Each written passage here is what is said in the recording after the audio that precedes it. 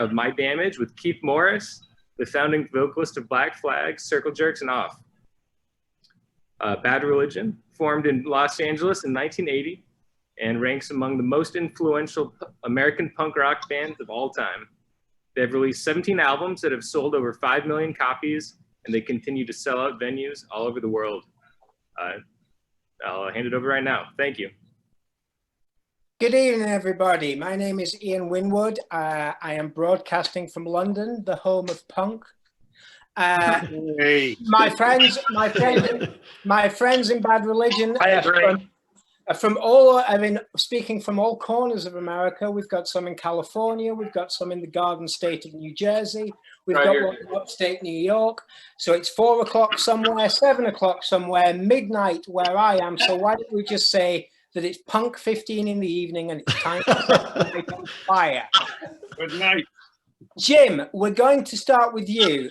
Thank Do you. What You Want, The Story of Bad Religion by Bad Religion and Jim Ruland was published today. Happy Publication Day to all.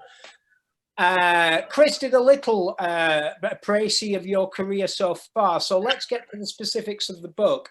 How did you come to be involved in this project? What precisely was its genesis, please?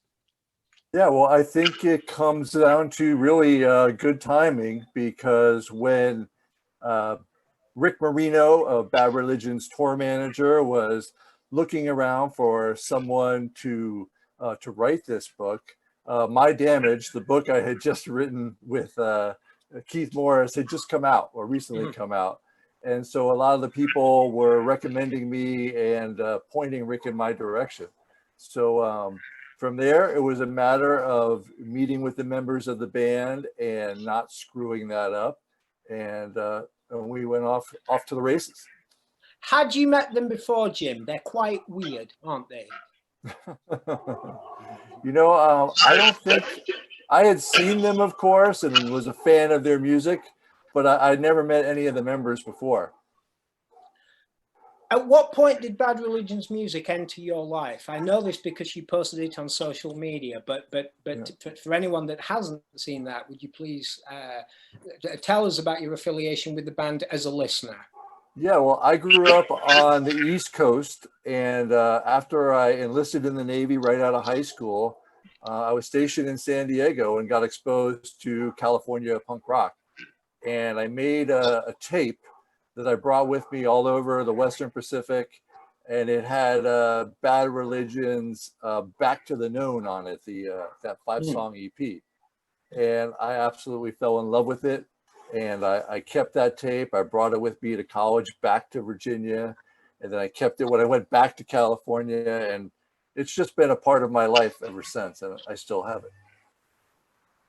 Jamie, you're the newest member of the band, and the problem with doing something like this is if I do it chronologically, you won't get to speak to the end till the end. So I wanted to bring you in early and say, how did Bad Religion's music enter your life, and what was it like joining the band at that point somewhat later stage in their career? I think I touched on it in the book. The first time I heard about the band was in high school. There was one punker dude in my high school that had a Crossbuster painted on his back of his leather jacket.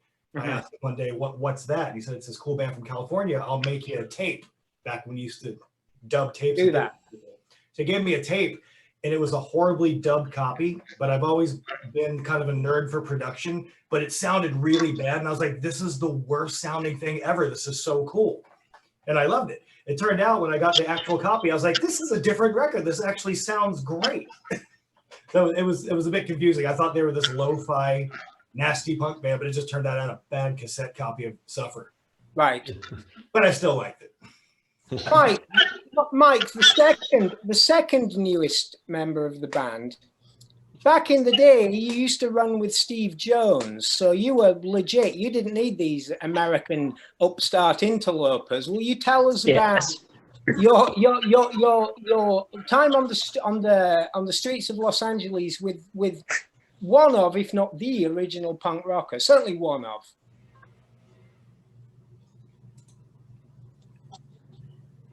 Everybody. Yeah, it says it always comes back to Steve.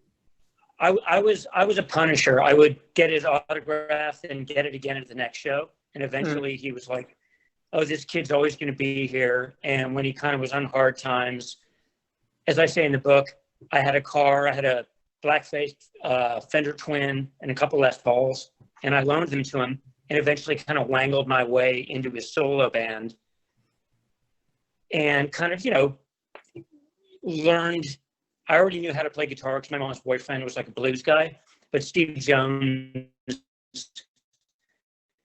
was my hero, and I kind of learned from him, how to tour, how to play guitar, how to not worry too much about things. Lovely. Now, as viewers may notice, and viewers who have operated on Zoom in this difficult age, we might occasionally suffer the odd technical mishap. We will do our best to keep the show on the road as smoothly as possible. I remember first coming across Bad Religion's music. That could have been phrased better. First hearing Bad Religion's music around the time of No Control, and doing a little, I don't know how people did this in the pre-internet age, but discovering the band were from Los Angeles. And that to me was just that. They were a Los Angeles punk band. And that may also be the same for people in other parts of America. One of the things I discovered from writing my own book, and certainly from reading yours and Jim's book, is that there are many different types of LA, and that people from the Valley are sort of the rubes of LA. They're like the Staten Islanders of Los Angeles. So I'd like you to tell me, founding members, please, your status in Los Angeles and in the punk scene in 1980 and the distinctions, please. Well, I can testify that we didn't have much status. I mean, but we were only 15, 15, 16, 17 years old, I think was the order. Jay's a little older than me. And Brett's the elder statesman of the band. And, he had the wheels when we went to the Ramones concert. I couldn't even drive at that time, I don't think. But the truth is, coming from the West Valley, you may as well have come from a different planet, because the cool people all lived over the hill in Hollywood, or somehow even Orange County, had more status than the West Valley. But because we were so young, at least personally, I didn't take offense. I didn't pay much attention to status in those days. I was just excited to be able to drive into Hollywood with my friends and see some concerts. I like many people watching this, had a lockdown birthday, and it was during proper lockdown where you really couldn't do much here in London at all, save for shop for groceries and have an hour's exercise a day.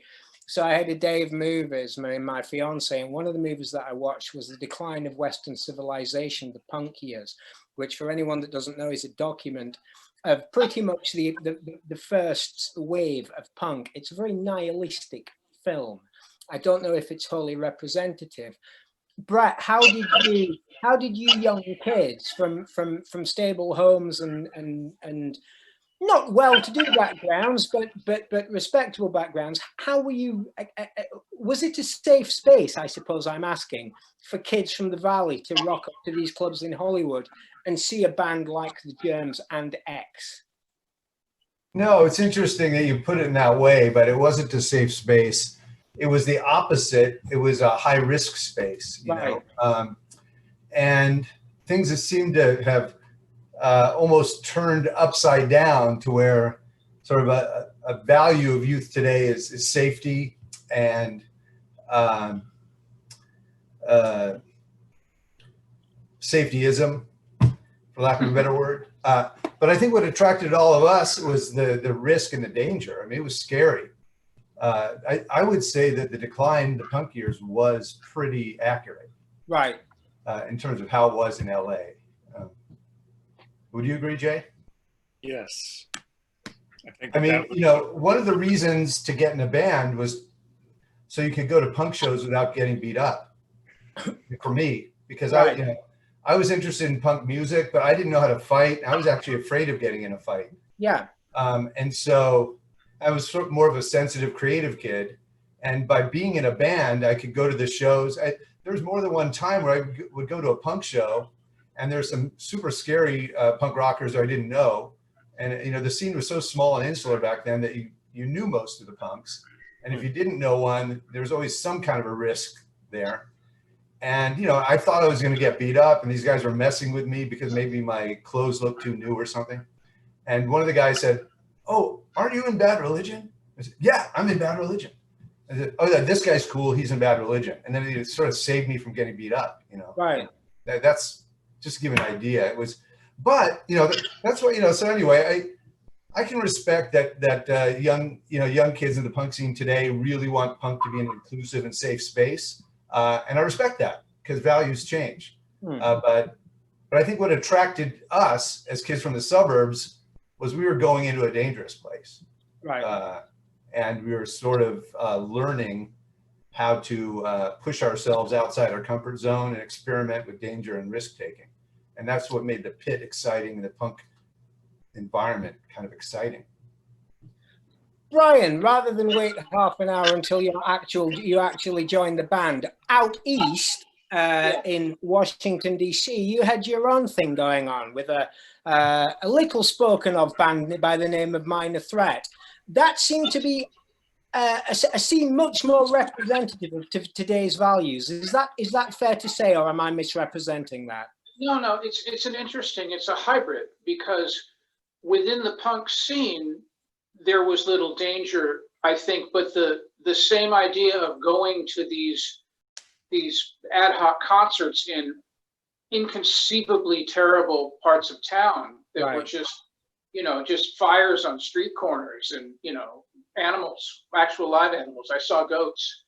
And, it was to think of what we went and did and had I guess we were just so young and unaware that we didn't know how dangerous what we were doing was. Right. It was a small scene too. LA was, comparatively enormous. And DC, when I first started going to shows, there might have been at the most 100 people Right. who were interested in the same thing. So it, in and of itself, there was not like a predator class. I think it was just the small numbers made people a little more, just aware of who everybody was. But as time progressed, and with the mouth on me that I have, I was in situations where being in a band saved me from, aggressors. Right. Jay, at what point did you decide that you wanted not only to be a part of the punk scene with regard going to shows, but you wanted to contribute musically? You wanted to be a band. Whose decision was that? That was Greg's. Greg came to El Camino School. I don't know what day it was, but he said, "We've got a band." That was after he met Brett at a party, and I guess they'd had a couple rehearsals, and Greg said, "We have a band, we're starting a band." And I thought, cool, I got a guitar. No, you're playing bass. But it was, for me personally, it was, they, on one of the major networks, they had 1977, the year in review. And at the end of it, they dedicated the last 10 minutes of it to the Sex Pistols. Right. And so I was probably 13 or 14, and I said, yeah, that's it. That's for me. These guys, I don't know what it was, but it was something that sort of answered all the questions that I was, what I wanted to play music. I just didn't know what. I knew that I wasn't good enough to be that, like Randy Rhoads type guitar player or anything, but this seemed doable. And Greg and I were already friends and had gone to, we were at school together every day. I think we'd even gone to a show or two when the band started. And it was just, like we talk about a lot. It's like, you're the guy that's there. Because at El Camino, it was just Greg and I. Brett was 2 grades above us, and he went to El Camino, but I never saw him. I had no idea who Brett was. So it was pretty sparse. One of the things that struck me when writing my own book, and Jim, it may have struck you when writing Do What You Want, is that at that time, there were no for people in punk bands. It didn't seem to be that there was any thought for the future. It wasn't. There were no notions of making it. There were no notions of longevity. There was no notions of a career path. And the reckless decisions that Bad Religion made creatively, and the sort of haphazard way you didn't tour, particularly you played lots of shows. Would that be fair to say that you didn't really have a game plan, Greg? Early doors, as we say here in the UK. You didn't have Q Prime management here masterminding a strategy for world domination. No, that was a nice soft lead into what's, became a very kind of a experimental album that we did after we had achieved some success. But the truth is, How Could Hell Be Any Worse was a very successful album, and we didn't even monitor it as something that was a bridge to a longer career. I know Brett came up to me and said, very early on, he said, I want this album to sound better than any punk album has ever sounded. I want it to be the best album ever. And I thought, all right, sounds good to me. I had no idea how to achieve such a thing, but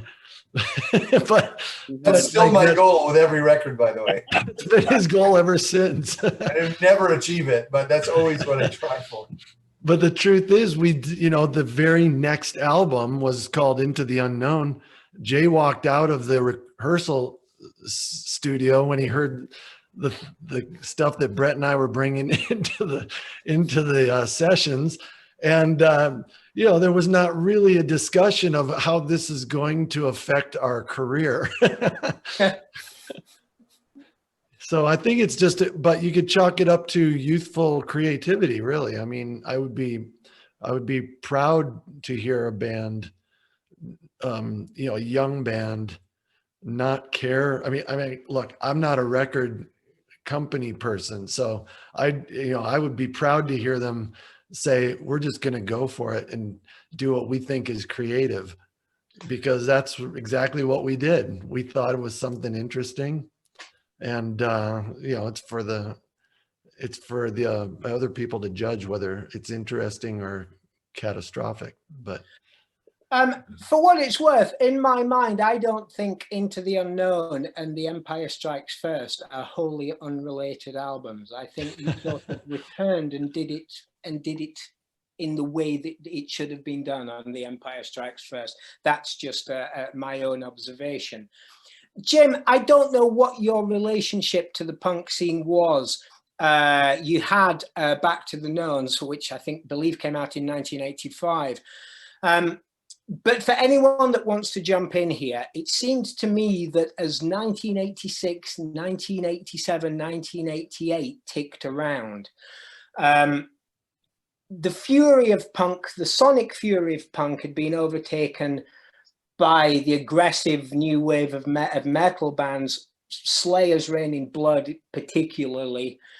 It couldn't compete with that. The attitudinal violence had been usurped by gangster rap, and it sort of had lost its capacity to shock and awe. Let me come to you, Brian, because you sort of were part of that original explosion in an explosive band. And then what were you thinking of the state of the punk union, as I suppose the band, little unknown to all, were preparing to record Suffer? At that exact time, I, like many people, had sort of lost interest. Right. The last record that I had recorded in a punk format was the last Agnassi record, Field Day, which was sort of our Into the Unknown. It was a great departure from the earlier punk records we had done, and I think it was just the record sounds a little. I think we were just a little disillusioned. I think that it seemed like the excitement had worn out, and I liked the idea of Slayer and Metallica, but I never really latched onto that either. I think I just went in a more retrospective way and got interested in hard rock. But yeah, it didn't really seem like anything was happening at all. And, thank God for Bad Religion. Well, this is the point. This is the point that I wanted to make. The connective tissue between the old and the new is Bad Religion. And also the concept of longevity was, it seems to me, introduced by Bad Religion. As you prepared to record Suffer, subconsciously, I know less so consciously, if at all consciously, subconsciously, did you know what you were doing with regard being in the right place at the right time and having the skills to do the job, being the right band? Brett, you can go for that. You seem to be already have an answer to this. Brett, your sounds now. Oh, here we go. No, we didn't ever know what we were doing, and there was never anything cynical in our, in our creativity. We simply were, four friends making a record. I think we were five at that point, because Hetson had come in to replace me, and then I joined everybody to make Suffer, and it was just a lot of fun. I mean, nobody was thinking, oh, there's a real vacuum right now, and there's a real need for this kind of a record.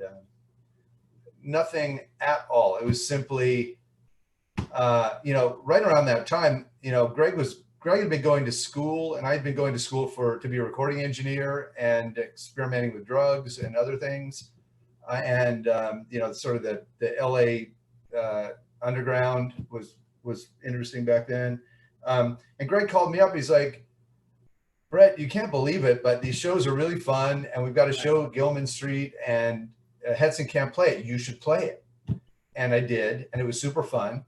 And then I don't remember whose idea it was, but we all agreed, man, that was fun. Let's make a new record. And what I said to the guys was, while I've been out of the band, I've been learning how to be a recording engineer. I've been literally living in West Beach Recorders, doing 100-hour weeks recording bands for no money.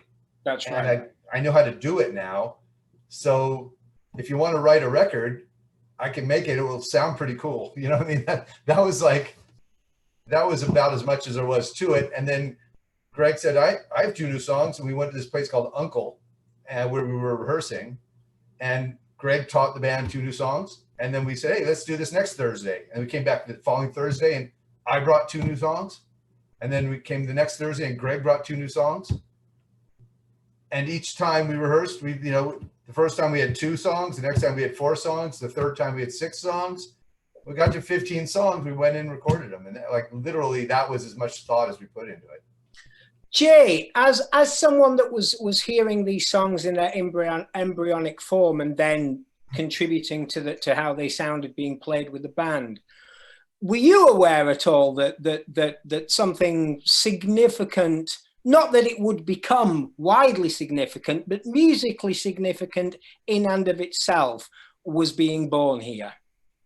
I knew that what we were doing was good. I knew that what Greg and Brett were bringing in was good, and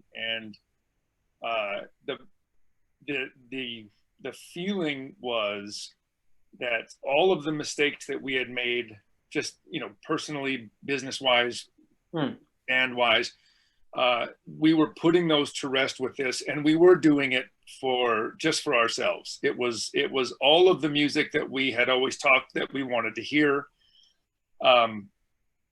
It just seemed like we were doing something good for ourselves. And every time, like Brett said, every time there was 2 new songs, it wasn't like we learned them and then just went home. We learned them and then played them 60 times because it was just so much fun to play. Right. I remember that vividly. I remember just wanting to play these again and again and again, and it was never tiring. It was like every time you played it again, it was a new experience, and you learned something new and you did something new. It was a fantastic time. I have something of a photographic memory, Jay, and around this time, the band released a long form, very inventive long form live video called Along the Way. And in an interview segment of this video, you claimed that you were a movie stuntman at the time. I wasn't a stuntman. I was working on motorcycles for stuntmen. Could you explain what that gig was like? Because I've always wanted to know. What was that gig? He's a stuntman now, though. Okay. Okay, so basically, any kind of television show, Chips, or movies like the Indiana Jones and the Temple of whatever, where there were motorcycles that they would jump over bridges and blow up. That the guy that I worked for, he was a stunt man, and so his job as he aged out of that was just building motorcycles to be crashed. Right. And we would be at the site and we would just rebuild them because the director would say, okay, let's do that again. Okay, this motorcycle is not going to make it, but you'd figure out a way to make it work for 3 or 4 crashes and replace it with another one. Jay, before I move on, you were obviously rubbing shoulders with famous people in the TV and movie industry. Who was the biggest arsehole that you came across? I don't know his name, but it was the director of a movie called Ford Fairlane. Rennie Harling is his name. He came and yelled at me. I know that. Rennie Harling. He came and yelled at me and said, "You'll never work in this town again," which I couldn't believe he actually said to me. And I just said, "I don't really care. I don't want this job. I don't care. I'm in a band." It was the movie with Andrew Dice Clay. I can't believe. Yes, it was. It was, yeah. It was him that never worked in the town again.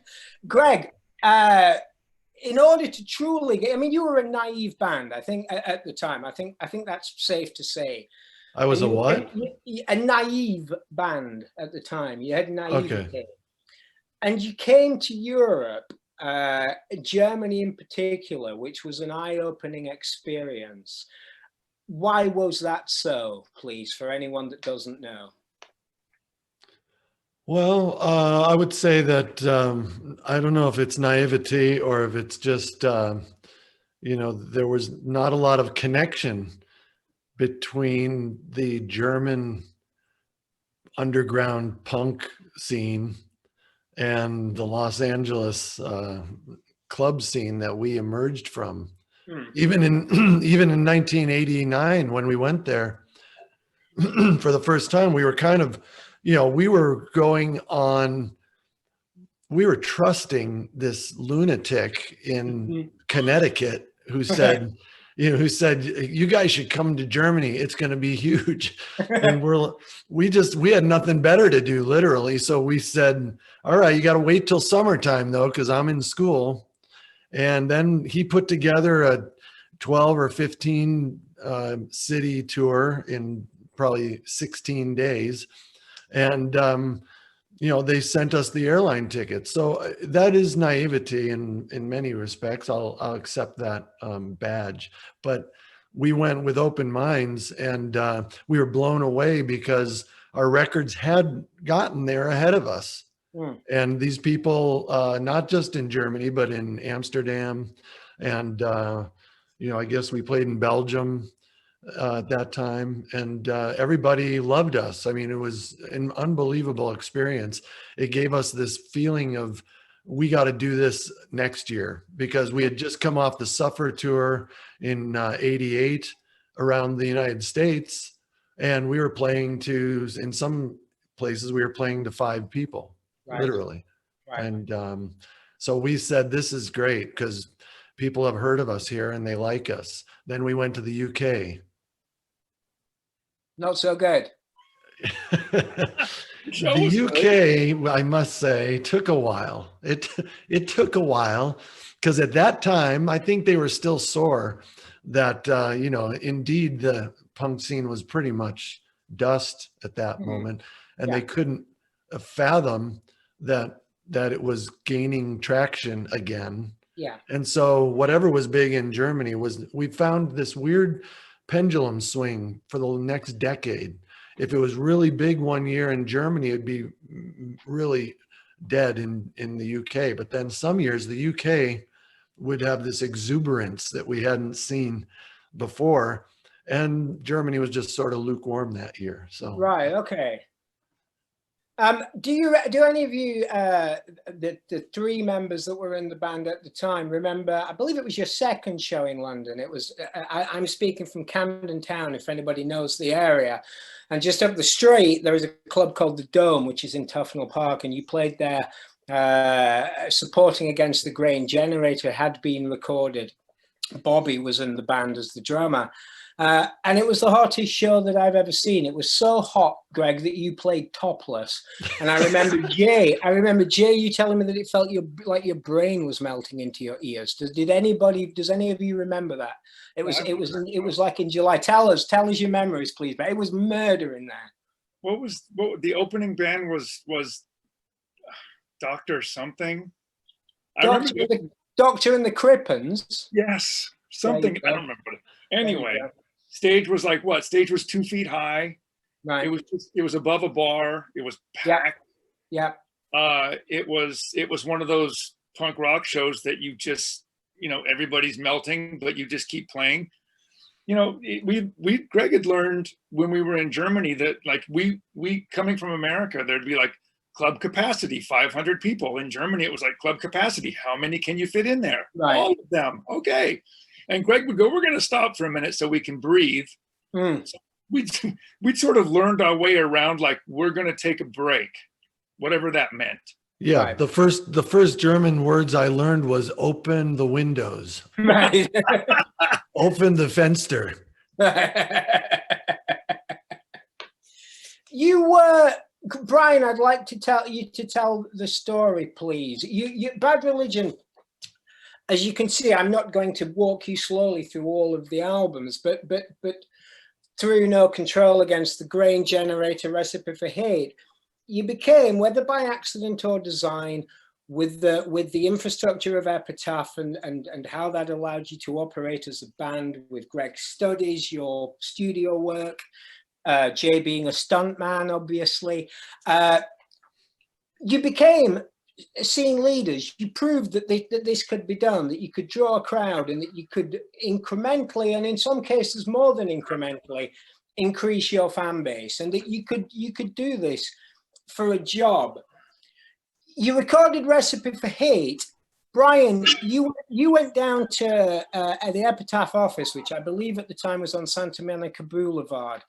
You picked up a copy of Recipe for Hate and put it in your car. Would you please regale the viewers with the story of what happened next, please? Well, this is a true story,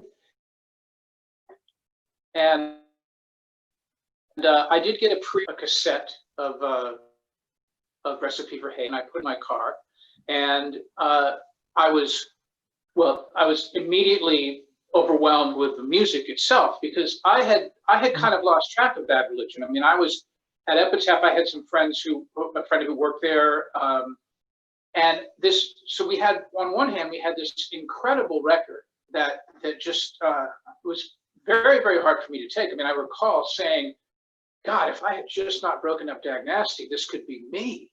Right. I mean, I really, really thought that, and I loved it, and I kept playing it.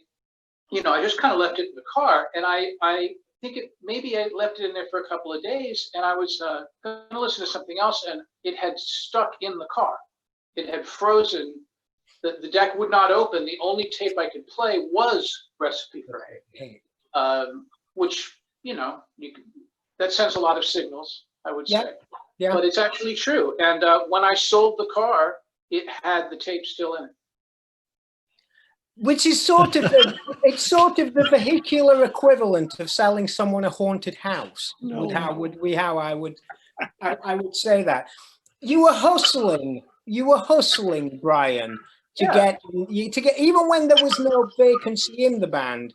You were hustling to get in the band. That's correct, isn't it? You were hitting up Hetson behind Brett's back, and you were hitting up Brett behind Hetson's back. Is that fair? I think that's accurate. I mean, this Recipe for Hate was a huge thing, and I really saw that.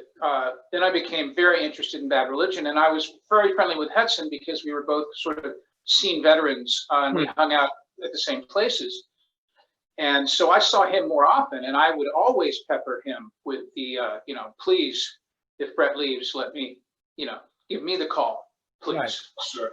And I saw Brett less frequently, but Brett had put out a Dag Nasty record, sort of a posthumous record. So I had a relationship with him because Epitaph had put the Dag Nasty record out, and some friends who worked for him. And so the times I saw him, I made it clear that I would be available. If some horrible accident would befall Hetson, Sure. I would be happy to step in, ready to go. So, yeah, this is all true. And it turns out that the phone call was from Greg Hetson and from Greg Graffin saying that Brett had decided to step out. And here we are, 26 years later. Brett, given that Brian replaced you, I'm being careful not to reveal too closely stories that are in the book. I just don't want to spoil the story for anybody that doesn't know it. But what is known for sure is that you left the band in 1994. What did Brian bring to the band that you could not? Guitar playing ability. The solos. No, just guitar playing talent is something he brought to the band that I've never had. And I'm not joking. I do not consider myself to be a good guitar player. Okay. I've been endlessly frustrated with my own guitar playing, and Brian is a virtuoso, and I'm a fan of guitar music. So, I thought that, honestly, when I heard that Brian was replacing me, I was so happy because he had the, the rock and roll or the punk rock pedigree. He had the talent. He needed the gig. He's a good dude. So, honestly, I couldn't have imagined a better scenario.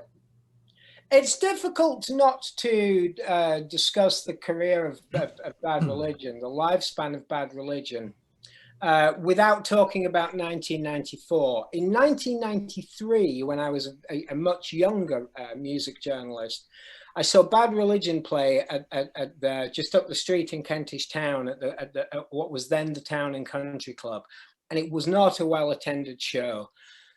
Couple of weeks later, I went to see NoFX with The Offspring supporting at a small club over in Islington, a couple of miles away. Very poorly attended show. And I wrote an article, because I always had my finger on the pulse, that said, this music's really good, but I think the scene is dying. I think it's probably run out of gas. This is, I should say, before the internet age. So I was purely writing from my own experience. And then in 1994, the world turned upside down. It turned upside down with Green Day. Commercially, it turned upside down with The Offspring. Of course, there was Bad Religion. There was Rancid. Social Distortion had started to happen. There was NoFX. I don't mind who jumps in here. So I'm not going to ask at one person, but I'd like your personal recollections of what was, I think, probably, aside from the original 76, 77, the most, or maybe more than that, the most remarkable year in the history of punk rock. Greg, you look like you're going to go.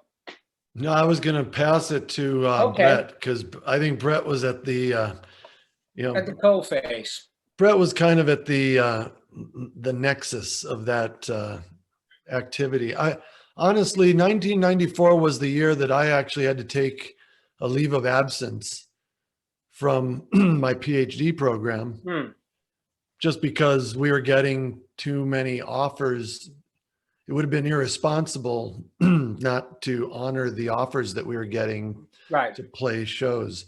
But in terms of the business that was going on, I was so distant from it. I was deep in my evolution studies, and Brett was right there on the cusp of it, really. So I think that's why I was going to pass to Brett. All right. Yeah. I mean, I'm kind of tired of hearing myself talk about this era, but that's why I didn't go directly to you. I'll talk on it briefly, but I'd love to hear someone else's take on it. I'd love to hear Jamie's or Jay's experience, but kind of what was happening, right before the punk explosion in the mid 90s there was that, and it's sort of like what's happening today a little bit, is that there was no rock on the radio. You know, there were all these sort of English synth bands and you know, popular music, and punk was sort of wildly popular in the underground. Maybe not in England, but in Germany and the U.S. It was very, very popular. But mainstream media and major labels were ignoring it. And so then what happened was that, you know, grunge was just sort of like, you know, punk's evil stepsister, or maybe benign stepsister, whatever you want to think of it, was going parallel path. You know, Sub Pop was having a lot of, putting out a lot of cool records at the same time as Epitaph. And Nirvana had a breakthrough. Nirvana broke through at radio. And that was, as I recall, that was the first really guitar band, you know, with aggressive guitars that had broken through on American, you know, rock radio for a while. I'm not talking about classic rock, but I'm talking about, you know, the stations kids listen to, the young radio stations. And so Nirvana opened the door. And so, you know, some grunge bands had started in the early 90s, some grunge bands started getting real popular. But anyway, I guess, you know, in my view, sort of the major labels and the commercial radio stations started looking around with, hey, guitar music is something. Look, that's popular again. And of course, punk rock is the most, you know, sort of the catchiest, most aggressive, some of the best, you know, guitar-driven rock and roll music that there is. And so I think I think Nirvana sort of opened the door. And then groups like Green Day, Offspring, Rancid walked through the door. And the rest is history, and we had the punk explosion. Jay, the band's years on Atlantic Records, because of the success, the enormous commercial success, did the label have unrealistic commercial, not artistic, commercial expectations for Bad Religion? I think so. I you know, and the people that we sort of went there with went to different places. I hear that story so often. Right, and so, you know, we ended up in a pretty difficult scenario of sort of being the band that didn't break through. We didn't do the big numbers, and it was the palpable disappointment when you would talk to them, instead of the excitement of calling someone and saying, getting right through in that conversation, you'd have to be on hold for 10 minutes, and you know, the conversation was just sort of like, well, we're putting our resources with another band, which at the time, I can even say that the band that I kept getting told that they were getting all of our time was POD. And no, and it's fine, but it was like, to be told that was like, that's cool. You know, the one thing that Brett and I had even spoken about when we were at Epitaph was, if we could just double our sales, what we were doing in Epitaph, that would be a total win for us as a band. Right. But when you're with people who see that, you know, doubling our sales wasn't a win for them, because they had higher expectations, and that was difficult. It was sort of difficult to meet those expectations and then deal with their lack of support. Right. Greg, you made some remarkable music on Atlantic. You made The Grey Race, which is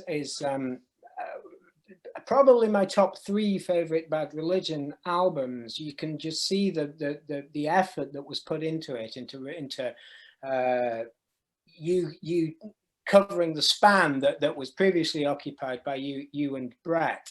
But when the relationship with Atlantic, and you worked with Todd Rundgren, of course, when the relationship with Atlantic came to an end, how long did it take the members of the band to think, well, where are we going to go, and would we really go anywhere else but what I would romantically describe as home? Yeah, I mean, I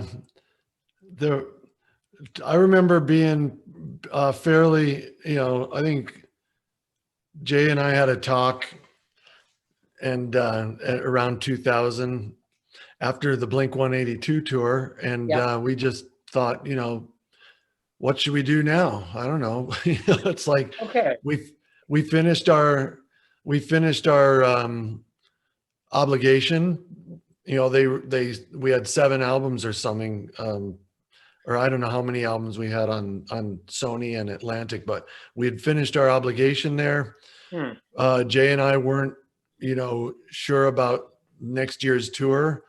Brett and I had gotten together and written a song together for the New America album, and everything was sort of up in the air. But I do remember talking to Brett, and I know Jay called him as well separately, and just said, "Hey, you know, it's kind of, we're done with the majors. I mean, why shouldn't we come back to Epitaph?" And I think Brett immediately was sort of thinking the same thing at that time.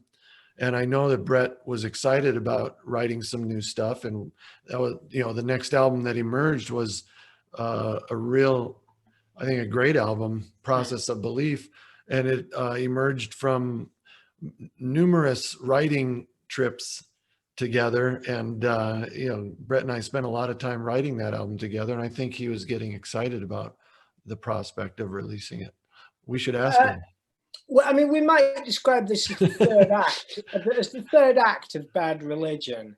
And the albums that you've recorded since your return, since the return of the Prodigal Sons, The Process of Belief, The Empire Strikes First, which, if you were to point a gun at my head, being Americans, I assume you're all armed and carrying, I would probably nominate as my favorite Bad Religion album. Brian, how would you describe, in terms of its quality, because you were aboard for the majority of the Atlantic years, and for this third act, in terms of quality and in terms of quality, how would you describe and how would you speak about? I'm not wording this very well. Speak about the Epitaph albums in the second time at the label. I guess he's not going to talk about. He's muted. You might be muted, Brian. I'm not muted anymore. There we go, young man. Working with this phone is so disheartening. What I've noticed, what you're hearing with the third era, as you call it, is the excitement of Brett and Greg, who have always been growing as songwriters, working together and creating, I think, Bad Religion music that's just simply on a different level. I mean, you know, I'm kind of biased because these are my two favorite songwriters, but the energy was electric around Process of Belief. And what was amazing to me is that continued on through every into the Age of Unreason. There's just something undeniable about the combination. I think that they push each other to do better. And I think best of all is that when Brett came back, I got to stay. I think that was a huge one for me personally. On a personal note, I enjoyed that. Yeah, that was nice. That was nice. A three guitar attack. You're the Iron Maiden punk. So I want to talk, please, about and apologies to Jim and apologies to Mike and apologies to Jamie. It's very difficult to bring you in when we're talking about a period in which you weren't involved. One of the striking things about Age of Unreason, which I'm sure everyone watching this will know, was the most recent album that was released last year, is its sense of moral fury and disgust, actually, in songs like End of History, The Paranoid Style, and Big Black Dog, about what is going on in America and the person that is masterminding what is going on in America. And as we approach election season, and Mike and Jamie, please feel free to jump in here. I just wondered, is America in peril here? Because it seems to me like it might be. This seems to be how bad things, really bad things begin to start or really begin to roll. Well, Ian, I will remind you of a little, we took a drive, didn't we, about a year and a half ago, and, or maybe it was 2 years ago now, but I remember you looking at me. We were in a taxi That's right. and you said, Greg, you mark my words, we are entering into a period in the UK that is the beginning of a very dark chapter in our Right. history. Right. Do you remember that? Yeah, I very much do. Yeah.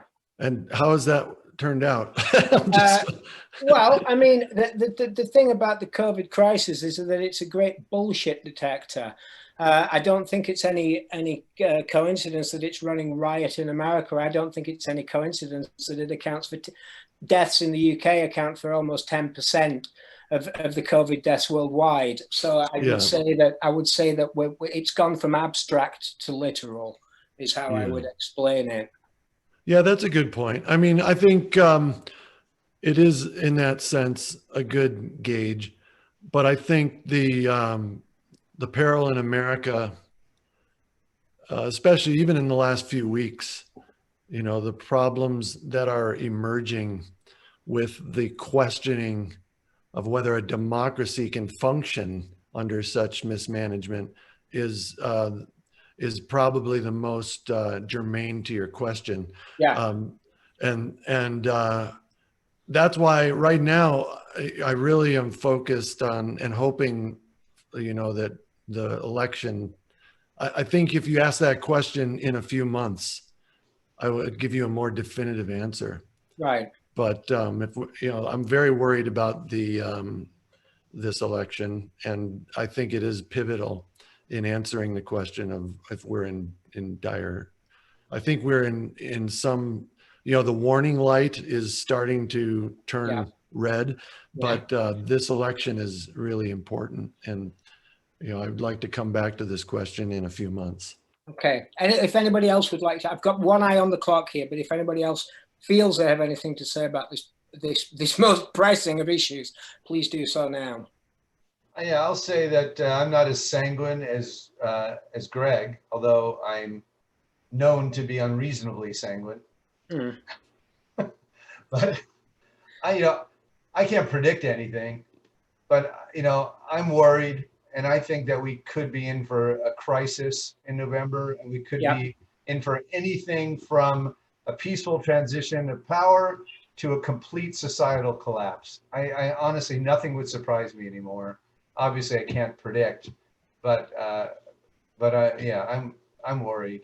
I think we have a guy in the White House who's very clearly broadcast his intentions not to leave office, no matter what happens. Yeah. And so, and he's done that publicly, and he said a lot of other insane things that turned out to be pretty sincere in the past. So, let's see what happens.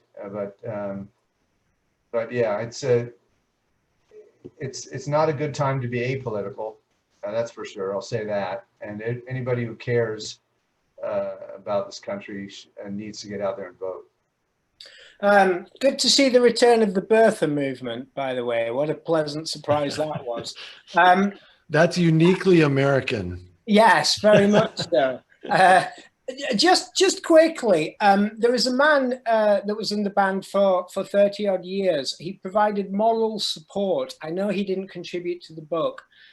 He provided moral support in the 80s when the group needed it, and was a member for many years and very much part of the band's identity. I just wondered if anybody, Jay perhaps, would like to, or anyone that played with I'm speaking of course, Greg Hetson, about his contribution to Bad Religion's cause, seeing as he's no longer around in this context to talk about it. Well, everybody reached out to him to be part of this, and he just decided not to do. No, I know, but regardless of that his time in the band, what did he bring to Bad Religion, and how did he empower the band? Well, I can speak for, I think, everybody when I say we miss him terribly. He was a dear friend, and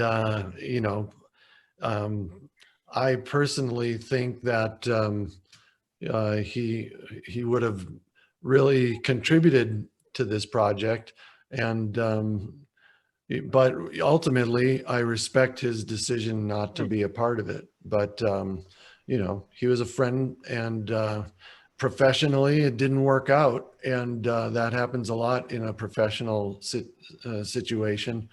And, you know, he's probably, you know, I feel a great sense of great burden that I'll carry with me for a long time, having to make a professional decision over a friendship. And that's, you know, nobody should have to be in that position. But the truth is that it happens in life.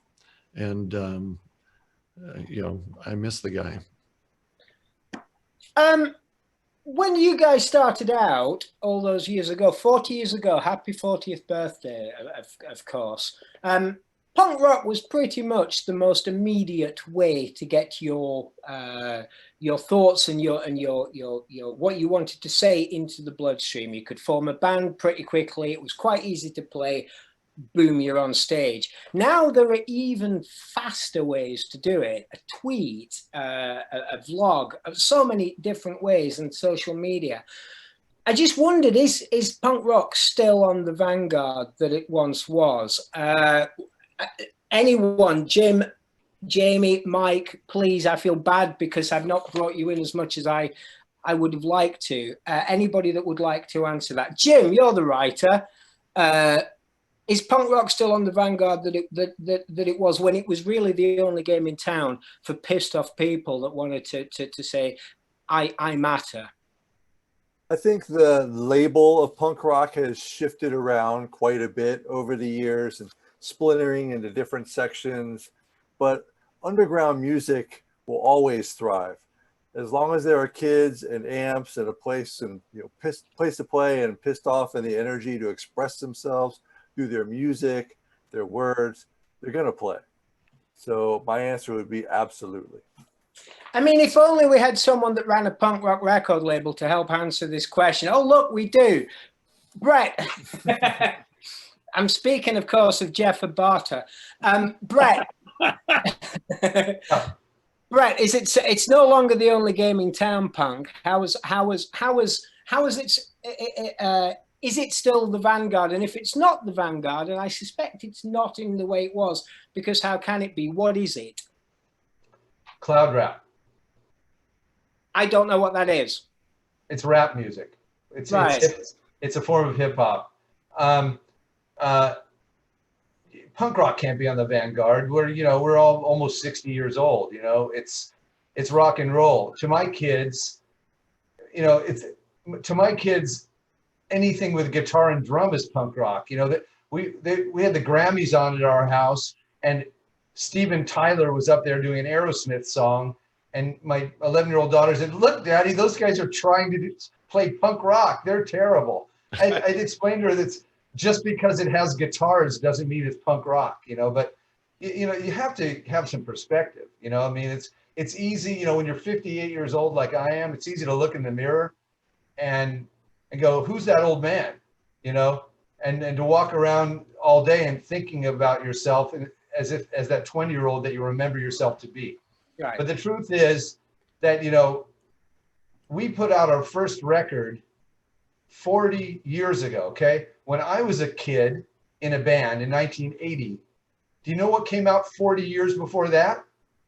Bing Crosby's White Christmas, right? That's what it came out 40 years before that. So no, we're not the vanguard of anything. But we put out some kick-ass records, and I think they hold up, and I'm really proud of them, and I think that goes for our new album, and it goes for our first album.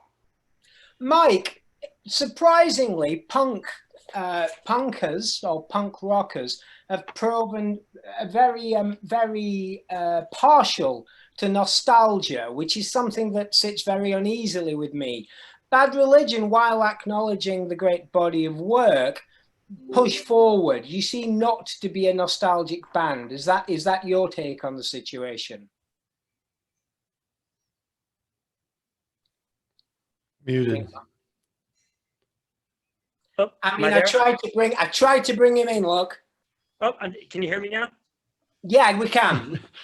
I was saying, Brett mentioned Aerosmith, and I would say, I mean, as much as I think we all dug Aerosmith in their heyday, what they did after that was sort of musically backwards, I would say. Whereas, I mean, as an outsider, I would look at Bad Religion, and they always were moving forward or trying to do something new and interesting, and not just recreate the same thing.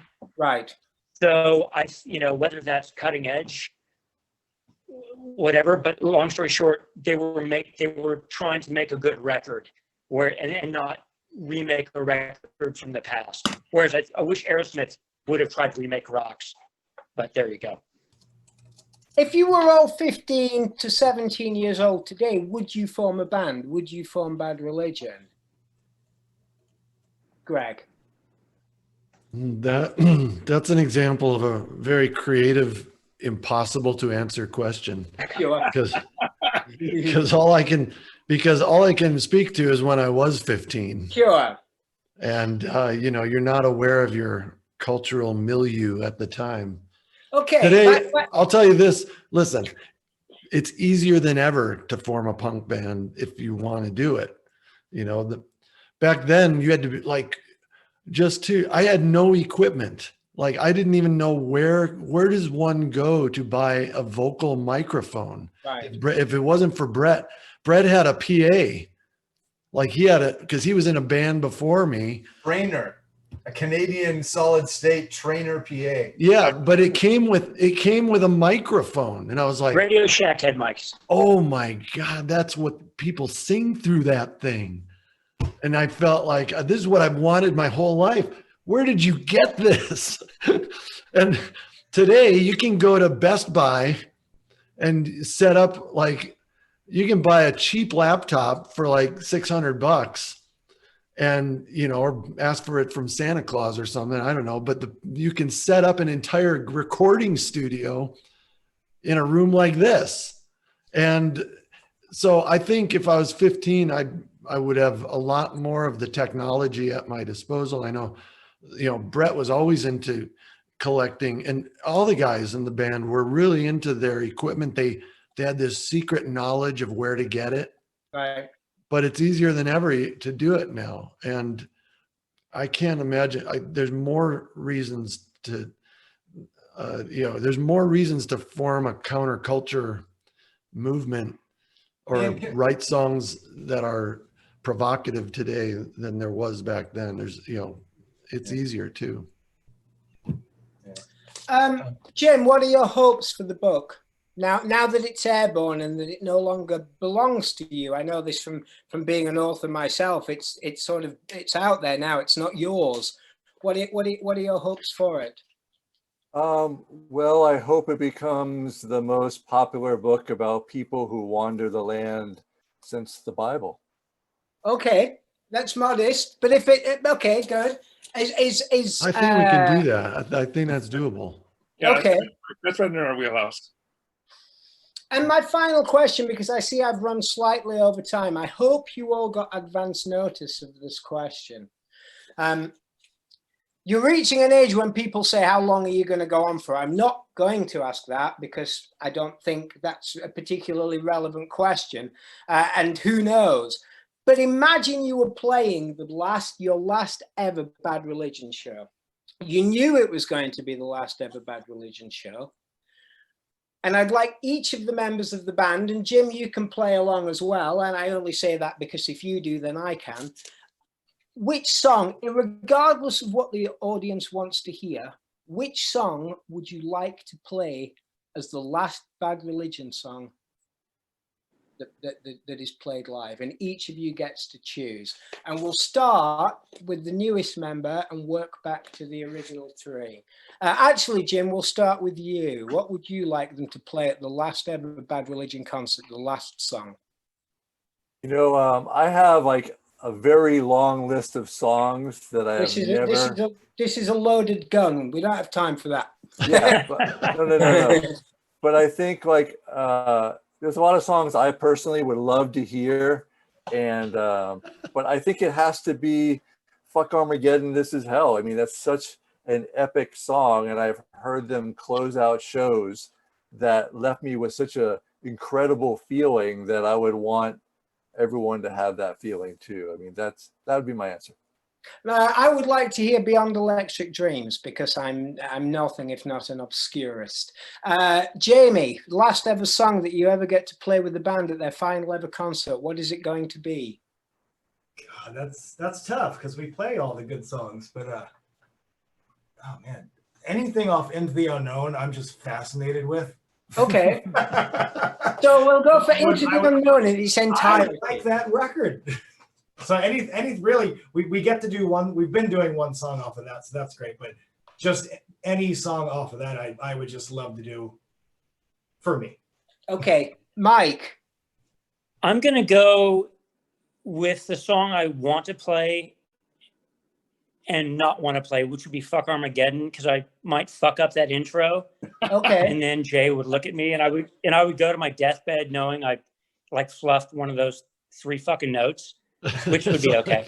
Okay. It does happen. Brian, 26 years in the band, one last show, final song. What is it going to be, buddy? No. Here we I'll go. choose a song that is both thematically appropriate, but I think mine would be Walk Away. Okay. I think that there's a little of, I'm feeling a little like old Mr. Fletcher, you know, as time goes on. And I think lyrically, and of course the title would be an appropriate last song. Okay, and we're down to the final 3, the original 3 members of the band, the Gibb brothers of punk, Jay Bentley. It is the last time on stage. Who knows how old you will be? Who knows what state of disrepair your body will be in? You have one song. What is it going to be? Brett and Greg know that it's Louie Louie. The Bad Religion song. Come on, play the game. Oh, no, the game is it's Louie Louie making people leave because, oh my God, they won't stop playing it. Because every Black Flag show ended with that song. Remember? Okay. And it went forever. Forever. Brett, we're coming to you penultimately because you took time away from the band. Greg is the one that has appeared at every show, so he gets top billing.